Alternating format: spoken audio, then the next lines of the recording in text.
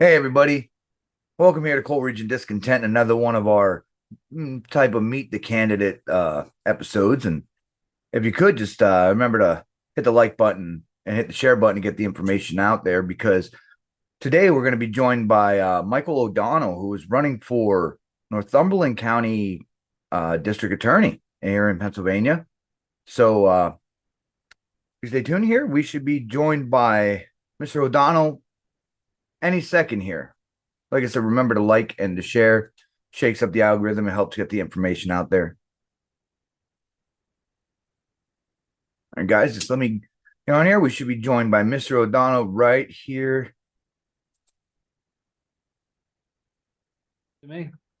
All right, here we are. This is Michael O'Donnell. Michael O'Donnell is running for District Attorney, Northumberland County, Pennsylvania. We'd like to thank you, Mr. O'Donnell, for coming on here. And if you could maybe, well, tell us maybe a little bit about why you want to be a district attorney. What do you see that the current district attorney isn't doing or doing wrong? Because I know there's a lot of talk about maybe they're too lenient on one thing or too harsh on another thing, and let us know what your thoughts are on that. Okay. Well, I mean, here's what I'd say. I don't want to get, too much into someone else, because at this point I'm the only candidate that's running. I'm the Republican candidate, but I'm also asking for Democrat write-ins. So I'll just get into what I would do, differently. The first thing I always tell people, is I'm a death penalty qualified trial attorney, which means, I've done, a sufficient number of felony trials, that have went to a jury. Represented defendants and successfully represented defendants in Snyder County, Union County, Northumberland County, and in trials. And I have that hands-on experience, and you also have to complete education to get this type of certificate. And there's not many attorneys that have it because it takes that level of trial experience. But I'll be able to be hands-on, with the assistant district attorneys there, with the staff, being able to show them with my experience, and having done so many separate trials, both, the lowest level of trial, to, homicide trials. I've done such a wide range of trials and, pick juries all the time in, different areas. And with COVID, I've also really was able to practice, it all over the state, virtually as well. So I have experience dealing with other courthouses, other ways things run. And, I see ways that I can improve things. And, from my experience and being able to be there every day, I think that's very important. I know it sounds silly, but, going to work and, being there to oversee the staff, I think that's critical. And, that's the first thing I would do. The next thing I would get into, again, this does go on, I guess, a little bit about what's going on now. But they're not right now. Sentencing enhancements are a big thing. That's doesn't cost any money to apply, and we're not applying those. Whether they're deadly weapon or domestic violence enhancements. And that leads to a much lighter sentence for individuals who are completing, who are committing violent and domestic crimes. So those are two just bullet points I would tell you off the top. But I could go on if there's other things. I guess you have other questions, so I'll let you go from there. Well, But I mean, so you're are you a practicing private attorney, or what yeah, is your profession right now? so I run my own private practice out of Mifflinburg, because I do so much work in all three counties, and I live in Sunbury, so it's kind of like a rectangle or square, from getting from place to place. But I'm also a conflicts counsel in Northumberland County. I've worked there for about 7, 8 years now. That's one of the things I tell people. Reasons why I'm doing this is, I see how the system runs there day to day. I deal with victims, witnesses, and the system itself is so inefficient. And the delay on cases that you see. I mean, cases do not get better with time. And for example, if you're taking a sexual assault case to trial and it takes 4 years, and the victim's 12 years old, or 13, and by the time it gets to trial, she's 17, 18, that makes a big difference visually for the jury. And, it's things like that where I see every day. And, through my conflicts job, and I know that, how much I could improve the system here and actually put a system in place, to make sure cases are running in a timely and efficient manner. Okay, well, with people with the current district attorney that we do have right now, how what can you say to people to know so they can trust that you apply um, the letter of the law equally across the board and not um, maybe not use your own personal bias towards things? Yeah, I mean, I'm very, it's very important to me to be very transparent. And, as all my, paperwork says, everything I give out, I'm not a politician. I'm not doing this, to have some future, political career. I live in this county and, I had a concern, about the way things are being run. And, again, I raising my family here. I don't, like the way things were are continually going, and it was important to me to, be able to do something here. But like I said, on my material, I'm not, here to aim for some, it's a different political position. I'm here to do this job. If anyone, would speak to any of my clients or see me, in person in court, I'm very to the point, very matter of fact, and I'm not going to pull any punches. So, that for a politician, that's always not the best strategy to not tell people what they want to hear. But, you know, that's how I'm, going forward on this. And I don't think the district attorney should be a political position, honestly.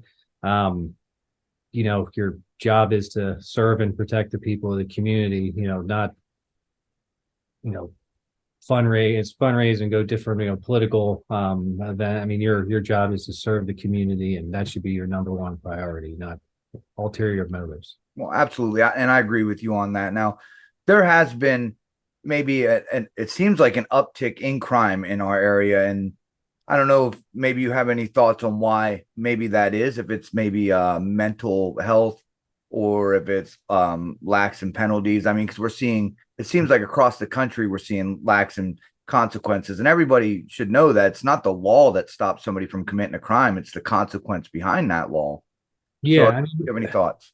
there's a lot, that goes into that, especially here. I mean, obviously, mental health is, you know, a major prevalent issue, and I would say almost a large majority of criminal cases. So you're definitely going to see that. You want to make sure, that, as the district attorney, you're, rehabilitating, these people and getting help, for, if there's something that's causing them to, commit these issues, if you can rehab them on the county level, if not, the state, also has, services, and, they're able to supervise as well. Not everything has to be done in the county. And, that I could just say for, for Sunbury and, Northumberland County specific. So, the justice system in Union County and Snyder County is night and day different, than the justice system in Northumberland County. I mean, you can ask, individuals who have been involved in both.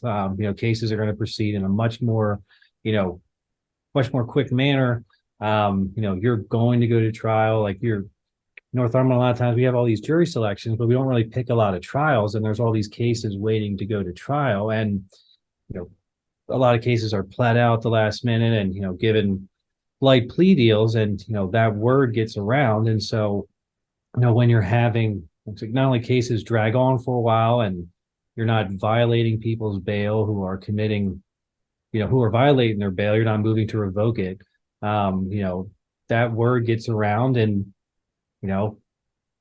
people talk to each other. And if you're looking at, if you get arrested in Selinsgrove versus if you get arrested in Sunbury, such a significant difference, a penalty in the way the case is going to be presented. I mean, that will certainly impact your decision of where to live. And I can tell you that river, it's crazy to say, I mean, is a stark difference, what you're looking at. And I know those counties have less people. But it's the same point. I mean, the system that's there, I mean, they follow the rules of criminal procedure. That involves like the formal arraignment system, which you're putting cases on a track, a 30-day track if you're filing any motions. If not, it puts you, you essentially, I can explain it further, but it keeps cases on a track. And the long story, short, I guess I would say that word gets around. And I think that is something that's also, impacted the rise of crime in the area is that people don't believe that they're going to get really punished if they commit crime here, and at least criminals. And um, I think there's probably some ways to validate that if that's those feelings. So that's what I would Now, say. I heard you say something about rehabilitation. Are you a man that believes in second chances, believes that people that were convicted of crimes, even multiple times over, can be rehabilitated and become a productive member of society? Because there's a lot of people that feel maybe they can't. I, for one, feel that, I mean, sometimes it's not even a second chance, a third chance. Sometimes it takes a while, and people, either wise up, learn their lesson, or like I say, when the pain outweighs the gain, change is inevitable. Yeah, and I mean, and sometimes it takes some time, especially for younger people, for their use to, for their the lights to turn on. Essentially, I spoke to an individual once who was telling me, I was I already had been in jail, county prison. Was sitting there one day, and just like I said, 24 years old, had been doing it, kind of just going back, and now he's looking at a more serious charge. And when the lights just came on, and he's like, I don't want to do this anymore. And sometimes, that may take a state sentence, or that could just be an involvement, initial involvement with the law. But I mean, I'm a very big believer in second chances. We have to invest and rehabilitate the community. I mean, there's, everyone who, around here knows people, suffering from, addiction, controlled substance addiction. And, we have to be able to invest and rehabilitate these people. And you can't rehabilitate everyone. There's always going to be, you have to want the help, and you can't force it to some degree, but you can make a system where we are able to, provide services and get people out of the environment they were in that's causing them to use. Because one of the big issues I always, complain about is not having work release, in the prison. I mean, it's, unbelievable to me. And at least, the last 7, 8 years, we've never had it. I'm sure it's been the last 10 years. And, that's a major impediment to getting people a solid foundation to, move on and succeed in the future. I mean, if you're able to, sometimes, people don't have the money to get a home plan, they don't have anything saved up. And, if you're able to start working while you're incarcerated, I mean, number one, typically those guys who are on work release, are much more, behaved, and you have no issues with them in the prison because they're not trying to ruin their work release. And they're paying essentially to stay there. But with the money that they're making on, that you're not taking from for the county, I mean, they're still able to save up money, save themselves, first month of rent, because you're going to have to be able to deal with some hardships. And that's something that, if you don't have any support to rely on, and a lot of the people that you see in the prison system don't have any family support. I mean, don't have any structure at all. And is getting the support behind them, and giving them the structure to be able to succeed. Because otherwise you're just doing like a catch and release, and you're like, well, why do these people keep on coming back? It's like, well, you're not giving them a system to succeed in. And one of the big things is having a work release, being able to work. And when you see that money coming out of your check, I mean, you don't want to be working and giving the money away. And that's an important lesson, I think, to learn. And I again, you have to invest in the people of this community to move on to the future. And I think having work release is just a major component of that. Oh, and I agree totally with you, because I feel like once people get say work or a job, a career, it gives them purpose, and then they feel like they have something to lose. When you're not working, it doesn't really, you feel like it doesn't matter what happens to you. And you're right, we need to get in the community. The community needs to support people instead of just cast them to the side like they're nothing. But speaking of community, is there anything that you do in the community? Like, are you involved in any groups, anything out in our local community, maybe even even in other counties, anything? So I mean, I'm involved in like the family engagement initiative. That's through like Union, Snyder, Northumberland County all do that. That's involved with, and that's kind of through the court system as well. Also, and I can explain that further, but in the last few months, I mean, I've really been going door to door all throughout the county, meeting everyone from both Republicans and Democrats. I mean, outside of that, to be honest, I mean, I never was not planning to be a politician, and so, I typically work and, you know, and with my family. So I probably don't have the best answer for that, but I am, invested in the community. I just have had a new child. My son's about a month old, and we're going to be living here in the community, and he's going to be growing up here, and I'm going to be invested in making this community safer. And again, that's one of the reasons why I decided to do this. Is my wife was pregnant at the time, and I wanted to make the community safer, and it's kind of what compelled me to one of the reasons that compelled me to do this. And maybe you're correct. Maybe it is. I mean, you're obviously invested. You live here, and to do something like this, you have to be invested in the community. And congratulations on your Yeah, child. And maybe that is the problem with other people. Sometimes they get into a position like yours, and then they're more worried about their image instead of their job. And like it seems like that across the country anymore. It seems like mob mentality is ruling anymore, and some people bend to their will. And well, I mean, would you, under pressure like that, do you just uphold the law? Do you bring charges up just because? Like I said, we see it in New York, we see it in other states. But how do you feel you handle that type of pressure? I mean, again, I think you look at the circumstances of each event. I'm not going to be concerned with any political blowback on it. I mean, kind of getting back to your other question, one of my hobbies is, I guess sad to say, but is working. I really enjoy, what I do. I was, history major in college. So one of the things I like to do is read and, research law. And, so this is something I enjoy both as my job and, as I guess as my passion. So that's what has me so invested in it. But I mean, I wouldn't be swayed by the news or the media or, or any type of outside pressure on it.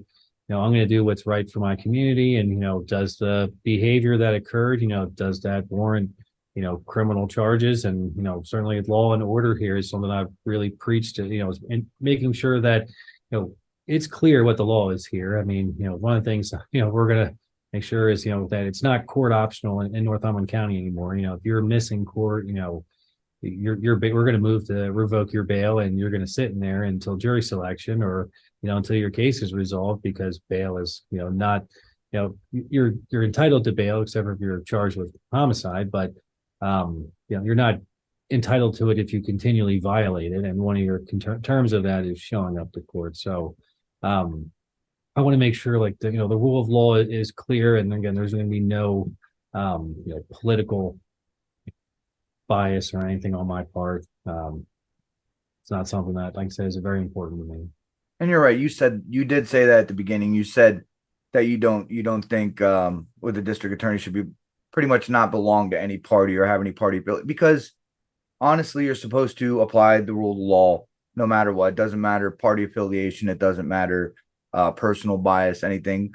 And you said that working is your hobby, which most people would say that's crazy. But in the line of work are you doing, there's a lot riding on the type No. of work that you'd be doing as a district attorney. And I would just say as as an attorney, but everyone wants to run their own business until you have to run your own business, and that comes with doing a lot of work, and sometimes the phone rings when you don't want it to, and I, even when I go on vacation or when I have gone on vacation, I've still, the phone's gotta stay on. And I didn't have my phone on for my wedding day, so there is days, I guess I would say, that I put it off. But more or less, I mean, when you run your own company, or business, you got to make sure that things are running in order. And in the case of being a solo practitioner law firm, I mean, you are the service and the goods essentially, and so you have to be available. You have to,